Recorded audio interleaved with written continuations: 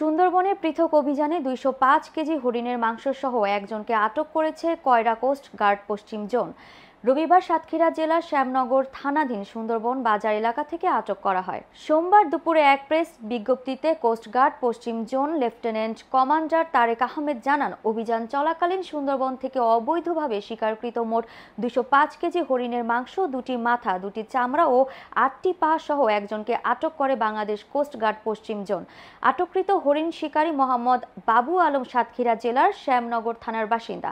আটককৃত ব্যক্তির বিরুদ্ধে আইনানুগ ব্যবস্থা গ্রহণের জন্য সংশ্লিষ্ট বন বিভাগ ও নৌ পুলিশের নিকট হস্তান্তর করা হয়েছে। গোপন সংবাদের ভিত্তিতে গত ১৬ মার্চ ২০২৫ তারিখ রাতভর বাংলাদেশ কোস্টগার্ড পশ্চিম জোনের অধীনস্থ স্টেশন কয়রা, কৈখালী এবং খারবাড়িয়া কর্তৃক যথাক্রমে কয়রার দক্ষিণ খাসিটানা, শেকরবাড়িয়া নদী সংলগ্ন এলাকা, সাতক্ষীরা জেলার শ্যামনগর থানাধীন সুন্দরবন বাজার ও তৎসংলগ্ন এলাকায় এবং মংলায় জয়মণিখোলা এলাকায় পৃথক 3টি অভিযান পরিচালনা করা হয়।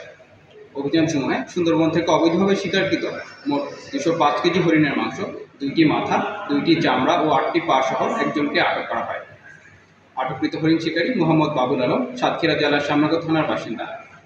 জব্দকৃত হরিণের মাংস, মাথা, চামড়া, পা এবং আটককৃত ব্যক্তির বিরুদ্ধে আইনানুগ ব্যবস্থা গ্রহণের জন্য সংশ্লিষ্ট বন বিভাগ ও নৌ পুলিশের নিকট তাদেরকে হস্তান্তর করা হয়েছে।